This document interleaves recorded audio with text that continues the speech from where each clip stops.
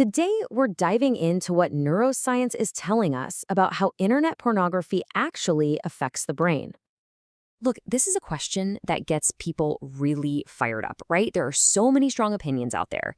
But what if we could just sidestep all the arguments and go straight to the source? What if we could actually ask the brain what's going on? Well, that's exactly what scientists are doing right now.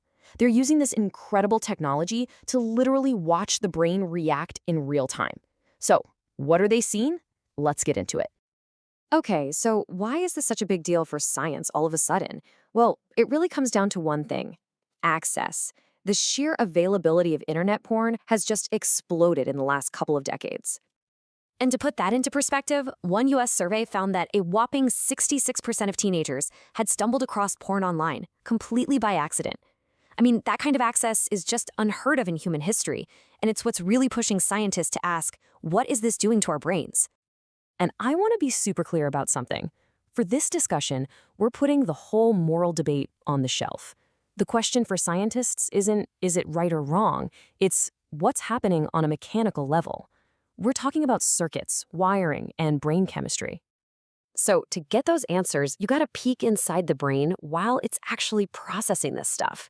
And lucky for us, modern science has some seriously cool tools to do exactly that. Okay, one of these is called FNIRS. Just think of it like a high-tech cap that can see where the blood and oxygen are rushing to in your brain. Wherever you see more flow, that's the part of the brain that's firing up and getting busy. It basically gives us a live map of brain activity. And the way they use it is pretty straightforward. In one study, they literally just had people watch pornographic material while wearing one of these caps.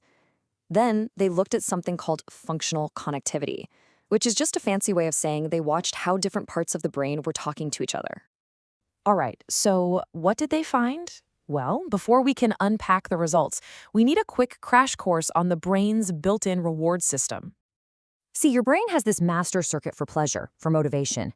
And here's the crazy part. It doesn't really care what the reward is. A great slice of pizza, winning a game, a drug. They all press the same big, red, feels-good button in your brain. It's all the same pathway. So let's meet the three main players in this system. First up, you've got the ventral striatum. Think of this as the engine room. It's the hub for motivation and reward that screams, I want that. Then there's the prefrontal cortex. This is the CEO, the boss, in charge of good decisions and telling you, hey, maybe not right now. And finally, the amygdala, which is like the emotional scrapbook, linking really strong feelings and memories to what's happening. When this whole system fires up, the message is loud and clear. That felt great. Don't forget it. Do it again. And this right here is where we get to the heart of addiction. As one neuroscientist put it, it's not just about drugs anymore. It's now widely accepted that really powerful behaviors can hijack this exact same reward system, leading to actions that feel totally compulsive, even when they have devastating consequences. And check this out. One major study showed this perfectly. They found that when compulsive users were shown sexual cues, their ventral striatum, that reward hub we just talked about, lit up way, way more than it did for the control group. It's like their brains were just screaming for that reward with way more intensity. Okay, so the brain's reward center is overactive. But how does that stack up against, say, a drug addiction? Well, this is where it gets really interesting. When scientists put the brain scans side by side, the patterns weren't just kind of similar. They were practically a mirror image. I mean, look at this. Intense reaction to cues? Check. For both. Reward system goes into overdrive? Check. The CEO of the brain, the part that controls impulses, starts getting weaker? You guessed it. Check. The brain's signature looks almost identical. Let me just say that again because it's a huge point. The brain doesn't seem to care if the trigger is a chemical or a behavior. The way it rewires itself can be exactly the same. And this isn't just a vague idea. The evidence is super specific. First, studies see the exact same brain spots light up for porn cues as they do for drug cues. Second, they see that classic addiction split between wanting and liking, where you crave something like crazy even if you don't really enjoy it anymore. And maybe the most shocking piece of evidence, one study found a breakdown in communication between the brain's CEO and its habit center, a disruption that looks just like what they see in the brains of people with heroin addiction. Okay, that's a lot of brain science. But so what? Why does any of this matter in the real world?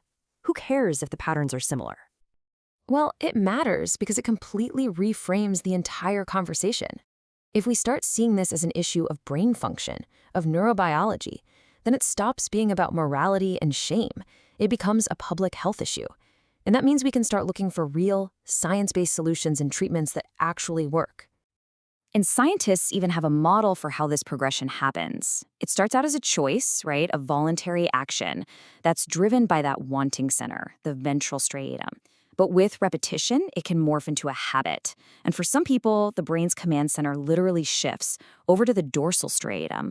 That's the part that runs on autopilot, on compulsion. It's a physical handover in the brain from I want to do this to I have to do this. So all of this leaves us with a pretty massive question. We're living in this world just flooded with what you could call supernormal rewards. Endless social media feeds, addictive games, and yes, internet porn. All of it designed to be as stimulating as possible. If these digital habits can literally reshape our brains in the same way drugs can, what does that mean for our future? What does it mean for the next generation growing up in this world? The science is telling us pretty clearly. This is a question we can't afford to ignore.